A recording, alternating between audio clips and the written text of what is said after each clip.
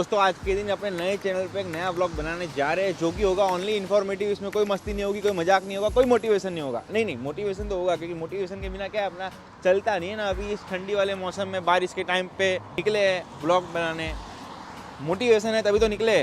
दोस्तों अगर आप जैन इंटेक में आने वाले हो, आने का सोच रहे हो, तो ये वीडियो आपके लिए थोड़ी इन्फॉर्मेटिव होने वाली है। अब जैन इंटेक के बारे में सब लोग यही बोलते हैं कि जैन इंटेक में नहीं आना चाहिए।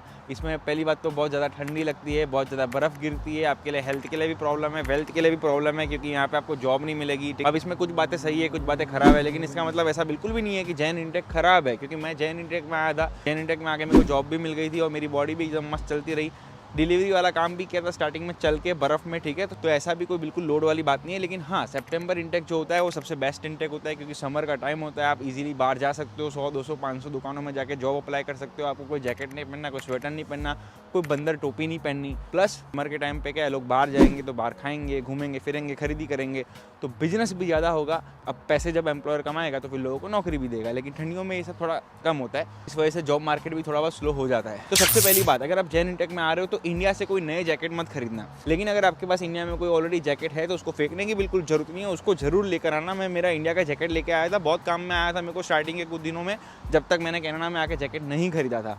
अब कनाडा में आके जैकेट इसलिए लेना चाहिए क्योंकि आपको बहुत ज़्यादा फायदे होते हैं। सबसे पहली बात तो यहाँ पे टॉमी है, नॉर्थ फेस है, डीकैथलॉन है, .0 है, बहुत अच्छी अच्छी कंपनियाँ हैं। इसकी जैकेट्स आपको पहली बात डील में सस्ते रेट में भी मिलते हैं, और अगर बाई चांस सस्ते रेट में नहीं मिलते तो भी कनाडा में आके लेना चाहिए क्योंकि ये सारे के सारे जो जैकेट्स हैं ना, एक कैनेडियन विंटर से लड़ने के लिए बनाए गए हैं। इसकी जो लेयर्स होती है, कोटिंग होती है, वो इस तरीके से बनी हुई होती है कि आपको कनाडा के विंटर में आपको ये बचा के रख सकते हैं। जैकेट ऐसा लो जो आपको यहाँ बचा के रखे, भले फिर 100 200 300 तक भी आप जाओ, कोई बात नहीं। एक बार ही जैकेट लेना है, फिर वो इतना जल्दी कोई ख़राब नहीं होने वाला है। आप उसको कंटाल के फेंक दोगे, नया खरीद के लाओगे। तो जैकेट एक ही बारी में लेना है, इसलिए ढंग का बढ़िया कंपनी का जैकेट लेना है, ठीक है। और सब देखना है कि -20 -30 -40 जिस तरीके की आपकी रिक्वायरमेंट्स है, वो सारी की सारी रिक्वायरमेंट वो जैकेट फुलफिल कर पा रहा है कि नहीं कर पा रहा है। तो जैकेट पर सारी की सारी इन्फॉर्मेशन लिखी होती है कि भाई ये -20 ये -30 ये -35 ये -10 तक आपको सहारा देगा। अब इंडिया से क्या लेके आना चाहिए? मान लो अगर आपके पास इंडिया में कोई ग्लव्स है, कोई टोपी है, कोई बंदर टोपी है, कोई छोटा मोटा स्वेटर है, जैकेट है, स्वेट सेट है, तो उसको लेके आओ। ऐसा मत करो कि उसको लेके ही नहीं आना, कनाडा जा रहे हैं तो बिल्कुल ही नया खरीदेंगे, उसको लेके आओ। क्योंकि यहाँ पे क्या होता है, जो बर्फ़ होती है जब -20 -30 डिग्री होता है, उस टाइम पे मोटे मोटे जैकेट पहनने की ज़रूरत होती है। लेकिन जब टेम्परेचर, जैसे कि अभी का जो टेम्परेचर है, अभी जिस समय आपसे मैं बात कर रहा हूँ, तो 4 या 5 डिग्रीज़ का टेम्परेचर है, शायद निकल भी रहा होगा धुआं। तो इस टाइम पे जो मैंने ये जैकेट पहना है, ये मैंने ऐसे ही विंडो शॉपिंग करने गया था, वॉलमार्ट में कुछ ग्रोसरी खरीदने गया था, तो वहाँ पे $18 का मुझे मिला, तो मैं जाके लेके आ गया सिर्फ शौक के लिए। काला जैकेट दिखने में अच्छा लग रहा है तो, लेकिन अगर ये $18 का जैकेट है तो इसका मतलब ये बिल्कुल भी नहीं है कि आप यहाँ पे आके अब $18 का बजट बना के वॉलमार्ट में जाके वॉलमार्ट का जैकेट खरीदो। मैं वैसी सलाह बिल्कुल नहीं दे रहा हूँ। जैकेट तो बिल्कुल एकदम माइनस वाला 20 -30 वाला ही लेना है, और डिपेंड करता है कि आप एक्जैक्टली कहाँ आ रहे हो। अब जब मैं लैंड हुआ था तो मैं मॉन्ट्रियल में लैंड हुआ था। मॉन्ट्रियल में तो बाप रे ठंडी, यानी टोरंटो से तो बहुत ज़्यादा ही होती है। और अगर आप मॉन्ट्रियल में नहीं, मान लो Manitoba, Prince Edward Island, Nova Scotia ऐसी जगह पे जा रहे हो, तो वहाँ का तो जो विंटर का सिस्टम होता है बहुत ही ज़्यादा खतरनाक होता है। फिर तैयारी भी वैसी खतरनाक करके जाना। जैकेट लेना है अच्छा, टोपी लेनी बहुत अच्छी, और सबसे नीचे से चालू करते हैं अपने। सबसे पहले तो विंटर शूज़ लेना बहुत ज़्यादा इंपॉर्टेंट है। विंटर के जूते यानी ठंडी से तो वो आपको बचाने ही वाला है, उसके लिए तो आपको कुछ सोचने की ज़रूरत नहीं है। लेकिन वैसे वाले विंटर जूते लेना जो आपको पानी से बचाए, जो वाटर प्रूफ हो। क्योंकि जब आप रोड पे चलोगे ना, अभी जब मेरे पीछे पूरा आपको एक खेत दिख रहा होगा, ये खेत अभी खेत है, लेकिन यही 10-20 दिन बाद जब यहाँ पे खतरनाक बर्फ़ गिरेगी तो यहाँ बर्फ़ हो जाएगा ये पूरा। अब जब मैं इस पर चल के जाऊँगा आऊँगा, खैर अभी तो मैं वीडियो बनाने के लिए यहाँ पे आया हूँ, लेकिन अगर मान लो ऐसे कोई रोड पे भी अगर आप फुटपाथ पे चलते हो विंटर जूते पहन के, तो आपका बॉडी का जो ब्लड सर्कुलेशन है ना, वो गर्म है, बॉडी आपकी गर्म है, हॉट है। और जब आप चलोगे तो ऑटोमेटिकली थोड़ा थोड़ा पानी पिघलेगा, या फिर एकदम से बस में चढ़ गए तो थोड़े बहुत बर्फ़ के टुकड़े भी आपके जूतों के साथ चिपक के बस में जाएंगे, तो फिर वो पिघल जाएगा। अब जब वो पिघल जाएगा, पानी बन जाएगा, तो पानी बन जाएगा तो गीला कर देगा, फिर ठंडी हो जाएगी, नीचे से ठंडी ऊपर तक चढ़ जाएगी, सर्दी बुखार जुकाम सारी की सारी चीज़ें आएगी। तो ऐसा नहीं करना है। अपने विंटर जूते लेने हैं प्रॉपर वाले, जो वाटर प्रूफ भी हो और विंटर प्रूफ भी हो। और टोपी लेनी है बढ़िया वाली यानी जो कान भी बचाए, आपका मुंह भी बचाए, एकदम बंदर टोपी टाइप लेनी है, नहीं तो मफलर ले लो अगर। और ग्लव्स की खास इतनी भी कभी कभार जरूरत पड़ती नहीं है, क्योंकि अभी जो मैंने हाथ जैसे जेब में डाला है, अगर आपका अच्छा क्वालिटी का जैकेट है, जेब में हाथ डालोगे तो फिर आपका थोड़ा बहुत बचाव तो हो जाएगा, लेकिन ले लेना। मैं ग्लव्स भी ले लेना, एक ही बार लेना होता है। अब जरा विंटर के मेन चैलेंज की बात करते हैं, जॉब की। पैसा कैसे कमाया जाए विंटर में? अब विंटर में ऐसा होता है, जॉब मार्केट तो थोड़ा बहुत ढीला हो ही जाता है। एक सेकेंड जरा पता नहीं कहाँ चला गया वीडियो बनाने के लिए। जॉब मार्केट थोड़ा बहुत ठंडा हो जाता है, लेकिन बिल्कुल होप नहीं हारनी है। और साथ ही साथ इस बात का भी ध्यान रखना है, अगर आपको 2 महीना 3 महीना 4 महीना जॉब नहीं मिली तो ऑटोमेटिकली आपके दिमाग में लोड आएगा, टेंशन आएगा। तो उससे बचने के लिए थोड़ी बहुत सेविंग्स इंडिया से लेकर आओ। ऐसे तो जीआई से आपको मिलने ही वाली है, लेकिन $600-650 में फिर भी गुजारा अगर कभी नहीं होता है तो इंडिया से स्टार्टिंग के 2 या 3 महीने के लिए अपना बजट बना के आओ। मैं तो बोलता हूँ 4-5 महीने का बना के आओ, अगर पैसा वैसा बहुत है तो। अब मेरे केस में तो मैं $200 नकद लेके आया था। अपने केस में तो जॉब जैसी मिले, फैक्ट्री में मिले, डिलीवरी की मिले, कुछ भी मिले, करनी पड़ेगी। और मिल भी गई थी, करी भी थी। लेकिन हाँ, हर तरीके का काम करने के लिए रेडी रहना स्टार्टिंग में। जितना घिसोगे उतना चमकोगे। और अगर कभी जॉब नहीं मिल रही है तो भी टेंशन नहीं लेना है, क्योंकि आप कनाडा में कहाँ आ रहे हो मुझे नहीं पता। टोरंटो में आ रहे हो, मॉन्ट्रियल में आ रहे हो, वैंकूवर में आ रहे हो, प्रिंस एडवर्ड आइलैंड में आ रहे हो, नोवा स्कॉशिया में आ रहे हो, सब जगह का सीन अलग अलग है। तो मैं ऐसा नहीं बोलूँगा कि विंटर में आपको कनाडा में जॉब मिल ही जाएगी या फिर नहीं मिलेगी।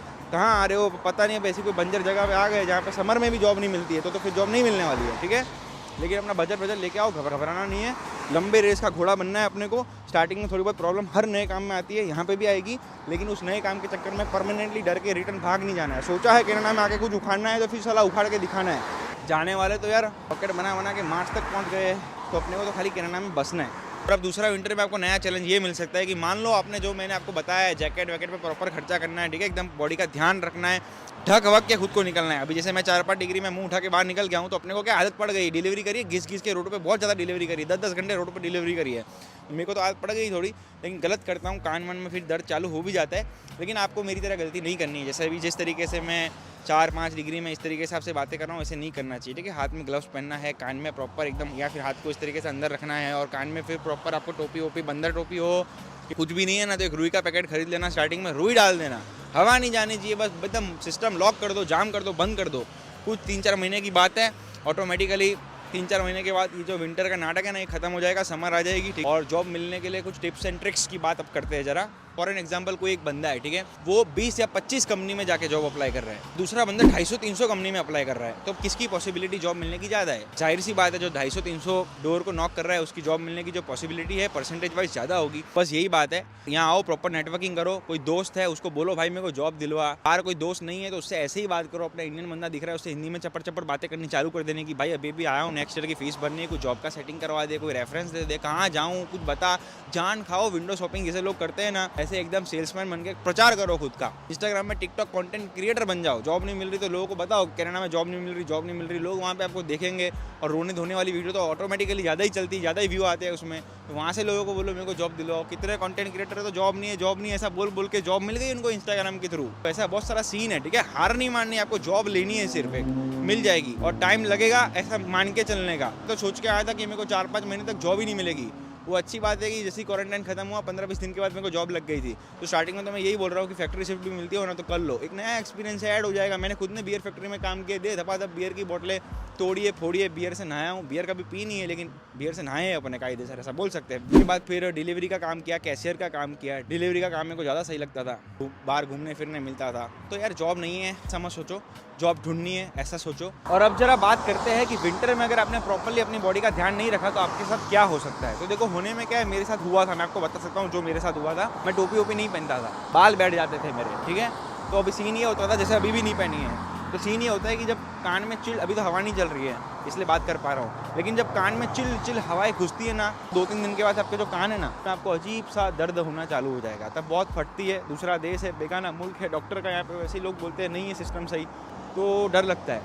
तो टोपी पहनोगे तो कान का दर्द नहीं होगा। दूसरा क्या होता है, सांस लेते हो जब आप नाक से, तो उस टाइम पे भी ठंडी ठंडी हवा जाती है। तो हम तो है गुजरात में, ऐसे धुआं नहीं निकलता है गुजरात में। चलो पंजाब वालों का तो फिर भी 5 डिग्री 4 डिग्री इतना टेम्परेचर होता है, लेकिन अब हमको आदत नहीं है। तो जब नाक से अंदर जब ठंडी ठंडी हवा जाती है ना, तो सर में दर्द चालू हो जाता है। ये मुझे अभी भी थोड़ा थोड़ा होता है कभी कभार, लेकिन फिर आदत पड़ गई बॉडी को। तो स्टार्टिंग में तो होगा, आपको हो सकता है, डरने की बात नहीं, घबराना मत कि ओ माय गॉड सर दुखने लग गया, कान फटने लग गया, काम करना बंद, मम्मी चलो मैं इंडिया आ रहा हूँ। नहीं, कुछ नहीं होगा। चला सियाचिन में 40-40, 50-50 डिग्री माइनस में अपने आर्मी वाले खड़े, सीना ताने, बंदूकें ठाने, उनको कुछ नहीं हो रहा, गोलियाँ खा के तो तुमको हो जाएगा।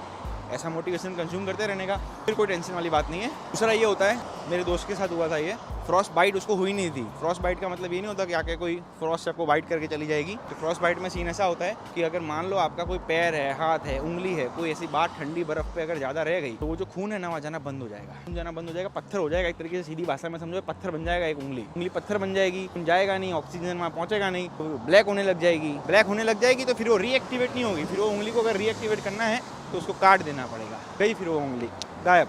फ्रॉस्ट बाइट से बचना है फिर प्रॉपरली एकदम ग्लव्स पहनो और पैरों में यार शूज भी पहनने हैं, मोजे भी मोटे मोटे पहनने हैं और स्टार्टिंग में बड़े बड़े मोटे मोटे मोजे ना हो, मेरी तरह काम करने का, एक के ऊपर दो के ऊपर 3 मोजे पहन के निकल लो, स्टार्टिंग में आपका काम चल जाएगा। और बाकी यार शॉर्ट एंड सिंपल में आप ये चीज़ समझ लो, कोई इतना लोड वाली बात नहीं है, टेंशन वाली बात नहीं है। मैं आपको जो बातें बोल रहा हूँ ना, ये मैंने प्रैक्टिकली फेस किया। अभी इस समय मैं टोरंटो में हूँ स्कारबरो में, लेकिन इससे पहले मॉन्ट्रियल में 2 साल निकाले हैं और अभी तो वाइट कलर जॉब है भाई, बैठे बैठे काम कर रहा हूँ। इससे पहले 2 साल डिलीवरियाँ करी, 10-10 घंटे एकदम रोड पर चल के डिलीवरी भी करी है, साइकिल थी साइकिल पे करी है, फिर गाड़ी लेके गाड़ी पे भी करी। क्या पैसे अच्छे बनते थे मॉन्ट्रियल में, $25-30 अवर्ली बन जाते थे। कोविड का भी टाइम था, प्लस वहाँ पे फ्रेंच लोग हैं तो टिप भी अच्छी मिलती थी। अब यहाँ अपने सब देसी लोग हैं, टिप नहीं देते, तो फिर आपको यहाँ ऊबर जैसी मॉन्ट्रियल जैसी अर्निंग नहीं होगी। ठीक है, मॉन्ट्रियल चले मत जाना ऊबर करने के लिए, वहाँ अलग पंगे हैं, वहाँ फ्रेंच सीखनी पड़ेगी, नहीं सीखोगे तो फिर वहाँ पे कुछ समझ नहीं आएगा रास्ते पे, PR भी मिलने में टेंशन है।